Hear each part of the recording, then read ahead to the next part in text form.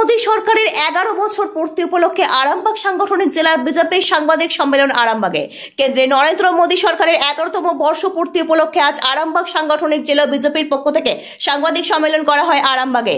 এদিন আরামবাগের দৌলতপুর দলীয় পার্টি অফিসে এই সাংবাদিক সম্মেলন উপস্থিত ছিলেন বিজেপির রাজ্য সম্পাদক দীপাঞ্জন গুহ, আরামবাগ সাংগঠনিক জেলার বিজেপির সভাপতি সুশান্ত কুমার বেরা, খানাকুল বিধায়ক সুশান্ত ঘোষ, গোঘাট বিধায়ক মধুসূদন বাগ, আরামবাগ সাংগঠনিক জেলার বিজেপি মিডিয়া সেলের কনভেনার বাবুসোনা রায় সহ অন্যান্য নেতৃত্ববৃন্দ।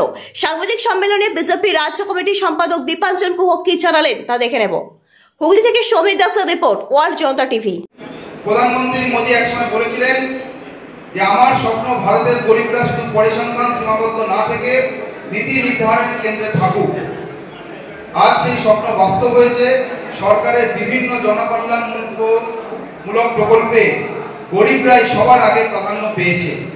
যেমন প্রধানমন্ত্রী গরিব কল্যাণ অন্ন যোজনা, স্বচ্ছ ভারত মিশন, উজ্জ্বলা যোজনা, PM আবাস যোজনা, জল জীবন মিশন, জনধন যোজনা, আয়ুষ্মান ভারত, PM কিষাণ সম্মান নিধি এবং আরো অনেক প্রকল্প।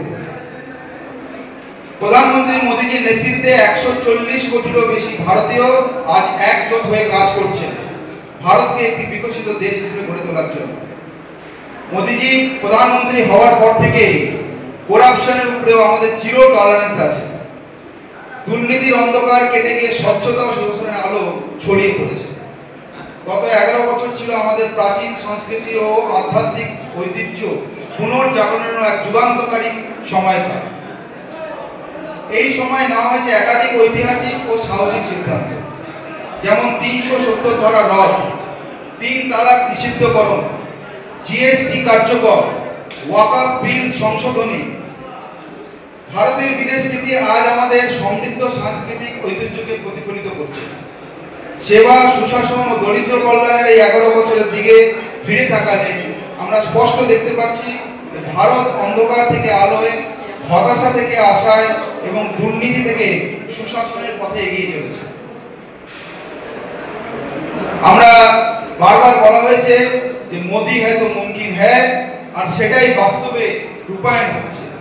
সেটা অর্থনীতিতে বলুন, সেটা বিদেশ নীতিতে বলুন, সেটা করাপশনের উপরে বলুন, টেররিজমের উপরে বলুন, এবং তার সঙ্গে সঙ্গে যে রাজনীতি এখন আর প্রতিশ্রুতিতেই সীমাবদ্ধ নেই, প্রতিশ্রুতিকরণে শেষ কথা হয়ে দাঁড়িয়েছে। মোদীজি যা যা বলেছেন, যা যা প্রতিশ্রুতি দিয়েছেন, সমস্ত প্রতিশ্রুতি উনি রূপায়ণ করছেন। ভারত বিশ্ব মঞ্চে নেতৃত্ব দিচ্ছে। আগে আমরা মাঝখানে দেখতে পেয়েছিলাম, সেদিন সেগুলো বলা ঠিক নয়, কিন্তু আজকে ভারতবর্ষের প্রধানমন্ত্রী যখন যায়, তখন যাদেরকে শক্তিধর রাষ্ট্র বলে গণ্য করা হয় বিশ্বে, তাদের রাষ্ট্রনেতারা কিভাবে আমাদের প্রধানমন্ত্রীকে সম্বর্ধনা দিচ্ছে, তাকে আহ্বান জানাচ্ছে, তাকে গ্রহণ করছে, এটা উল্লেখনীয় বিষয় আছে। আমরা যে কবি লিখেছে যে ভারত আবার জগৎ সভায় শ্রেষ্ঠ আসন লবে, সেদিন আর দেরি নেই। যে ভারত যে আমরা চিন্তা ভাবনা করেছি যে 47-এর মধ্যে ভারত বিকশিত ভারত করব আমরা, সেই লক্ষ্যে প্রধানমন্ত্রী নরেন্দ্র মোদীর যে অবিরাম পরিশ্রম, সেই অবিরাম পরিশ্রম সফল হবে এবং আমাদের ভারতীয় জনতা পার্টির এই সরকার ভারতবর্ষকে বিশ্বের দরবারে জগৎ সভায় শ্রেষ্ঠ আসনে নিয়ে যাবে, এই বিশ্বাস আমরা রাখি। এবং তার একটা বড় উদাহরণ আছে যে 21শে জুন যোগ দিবস, ভারতবর্ষের যোগ বিশ্বের দরবারে আজ ওখানে পালন হয়। বিশ্বের তাবর তাবর দেশরা, তাবর তাবর রথী মহাতিরা, তারাও যোগকে প্রাধান্য দিয়েছে, জীবনের অঙ্গ করে তুলেছে। এটা ভারতবর্ষের এক সফলতা। এটুকুই আমার বলা ছিল।